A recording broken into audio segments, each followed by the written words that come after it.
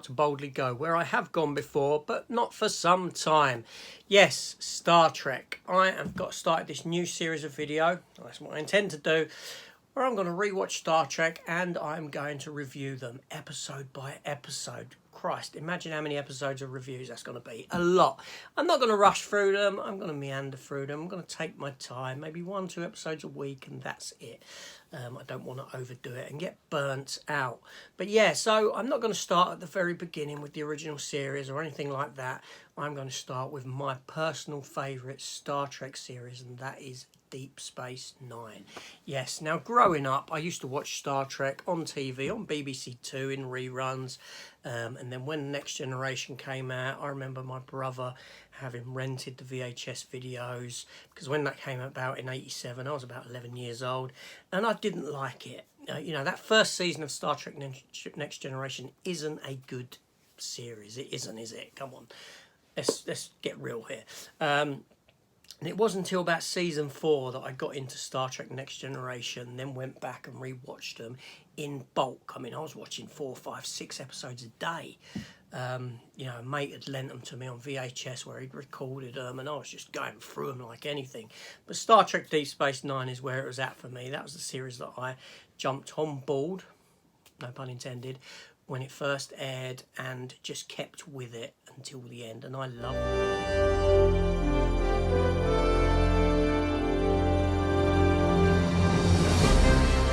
In the States, this premiered on the 3rd of January of 1993, so we're going back some time. I do have them all on DVD and Blu-ray, and it was me doing some DVD and Blu-ray videos on my Star Trek collection that has brought me here today to do this.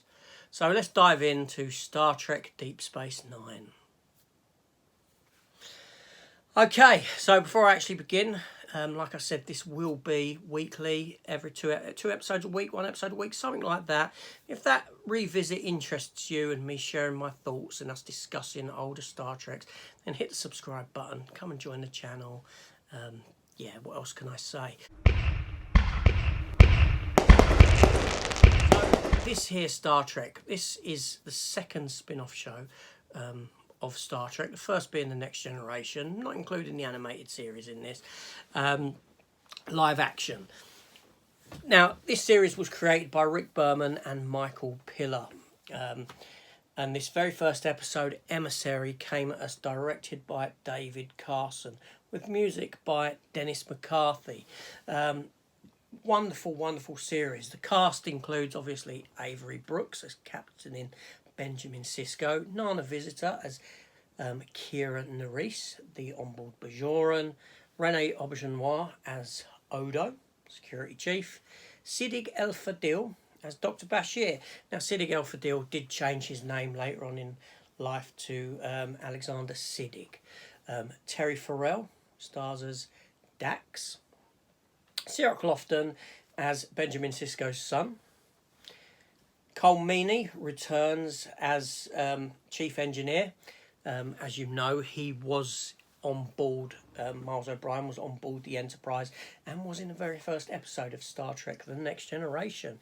And also Armin Shimmerman plays Quark, the Ferengi on board. Now, the episode is held up with guest stars like Captain Picard, Jean-Luc Picard, again, obviously, played by Patrick Stewart, the wonderful Patrick Stewart, and Mark Alamo as Gul Dukat, one of the Cardassians, who come to be one of the main antagonists for the TV series. Now, this episode here opens on Stardate 43997 during the Battle of Wolf 359.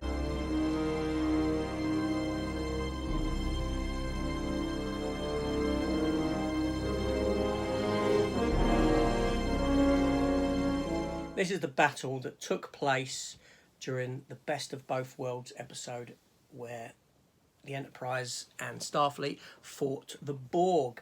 This was where Captain Picard was turned into... Resistance is futile. You will disarm your weapons and escort us to Sector 001. If you attempt to intervene, we will destroy you.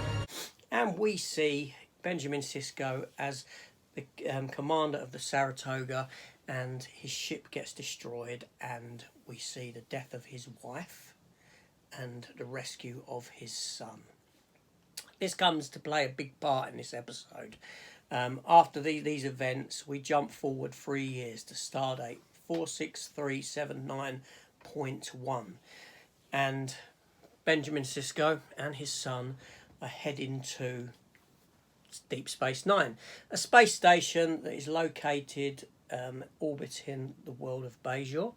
Now, Bajor has been under Cardassian rule for some time, for about 50 years or so, and the Cardassians have left, and in their leaving they have practically destroyed Deep Space Nine, caused a lot of damage down on Bajor, and the Federation are coming in to help.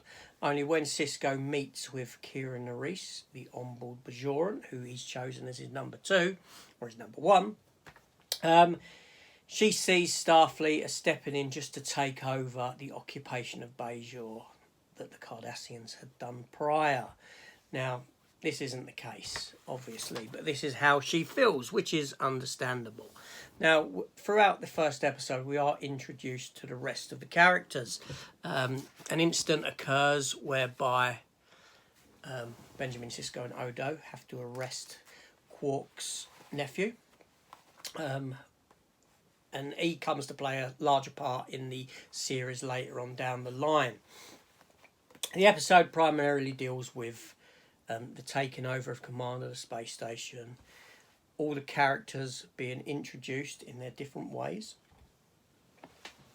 and then the discovery of the wormhole that leads to the Gamma Quadrant, and Sisko finding out about the prophets that live inside the wormhole, and him being like the one, so to speak, the emissary.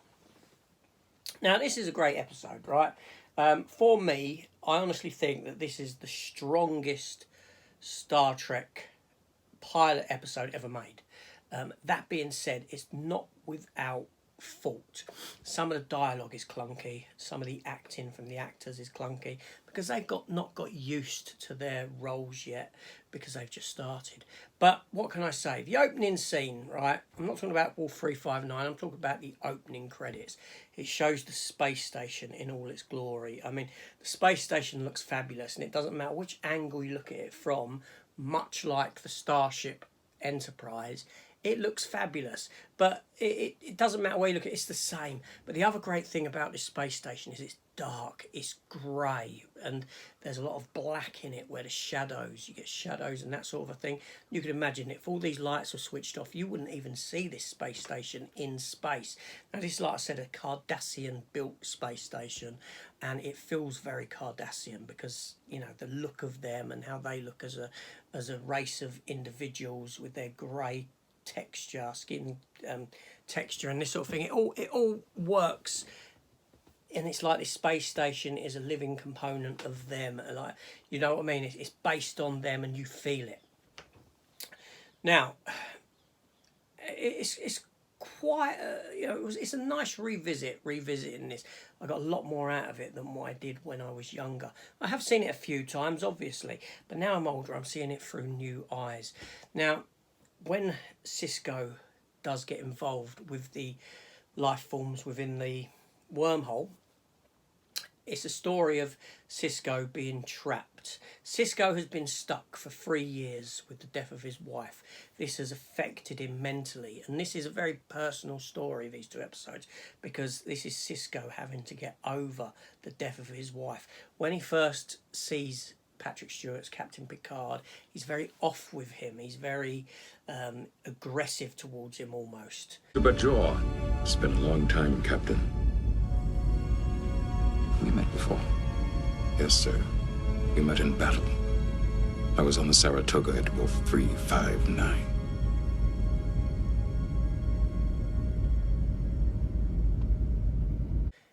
You can tell there's something between them, and he you know, it's wonderful to see a character sort of put Captain Picard on edge, and Sisko does this with his mention of Wolf 359 and the vessel that he was on board. Yeah, so, you know, it's just wonderful. And for him to then go into the wormhole and go through the discovery of in himself, and that he has actually been caught in the death of his wife for the past 3 years, that he has been suffering mental anguish over this, and it hasn't allowed him to move on, and that he's actually become stuck there. He's actually living his life non-linear because he is stuck in this one moment, and it takes this from this alien race that lives a non-linear lifestyle or a non-linear type of existence that we do, to make him realise that he is very similar. And this is why he's been chosen as an emissary, because he is living non-linear, and this is why he is the one for this. But once he's got that, he starts seeing the future, and he explains the future and how not knowing what's going to happen, you know, to this alien race, and for them to understand, and you know, it all feeds into this, and it is a wonderful storytelling idea. It really is. Like I said, we are introduced to the Cardassians in the second part of this episode. They are set up as one of the primary antagonists for this TV series. And wonderful they are, because they're a military race. You know, unlike the Klingons, which are warriors, this is like a military race, and they're sort of strict to the point, and, you know, down the line. They're just like... And it's great stuff. Now, like I said, some of the dialogue and some of the acting is clunky, but the actors have got to settle into their roles. But they all deliver in what they do. You know, Miles O'Brien, fantastic. Cole Meany is brilliant in this role. And I like how he gives this sort of, this energy to the character of Miles O'Brien, and how he physically looks ready for any situation, with his arms rolled up and this sort of a thing, which is a bit sort of, you know, non-Starfleety, shall we say. Nana Visitor brings great, you know, just this air of greatness to this role of Kira Nerys. She's a woman not to be trifled with, and we get that. Rene Auberjonois, the late Rene Auberjonois, I should say, he passed away some time ago, as Odo. As you know, as a security chief, he's got that air of mystery about him, because we don't know about his race, we don't know where he's come from, and this sort of a thing, and he doesn't know. So the opening of the wormhole opens up this story trope for him to find out where his existence actually comes from, and as we know, that does play into the past, into the future of this TV series. Obviously, you've got the Doctor. Now, the Doctor, he's young, but he's quite intelligent. He could have chosen any position in Starfleet. He had that offer, but he chose Deep Space Nine because it's on the outskirts of known space. It's like the West Wild Frontier, the West Wild Frontier, and he wants to go and join that and kind of make a name for himself. So he's young, brash, and cocky. Sidigal Fadil is wonderful in this role. Terry Farrell, very attractive actress, and you know, she's great in the role that she's given. And what can I say about Armin Shimmerman? He's fantastic, you know, as Quark. He's like one of the most memorable characters on this show, and every Star Trek series since has tried to emulate that role. Voyager and Enterprise, I mean, in this, but they don't pull it off. You know, Armin Shimmerman is one and only in the role of Quark, and he's fantastic. So for me, this is a great start to Star Trek. It really is. It's a wonderful series, a wonderful beginning. The special effects are fantastic. You know, I love model work over CGI, and the model work here is brilliant, with the runabout coming up when it's lifted up out of the station and this sort of a thing. Even when they do use effects on screen, you know, like the wormhole, it looks fascinating. And what can I say about Dennis McCarthy's score? The main score for the slow, it's a slower, somber piece than what The Next Generation gave you. Now, I know that this show is based in and around a space station, and a lot of people had issue with it because it's like, well, Star Trek is about exploration and moving and going, and we're stuck in one place, and that's boring. But the show this show it was just wonderful. I really love it. And it's a very good first episode. But like I said, not without fault. But anyway, so I'm going to leave it there. Big thumbs up for this episode. I enjoyed my revisit of it. And I'll come back with my thoughts on episode 2 sometime soon, very soon. So watch this space. Thank you. Hit the subscribe button. Come join the channel. Let's talk Star Trek. Why not? See you later. Take care and goodbye.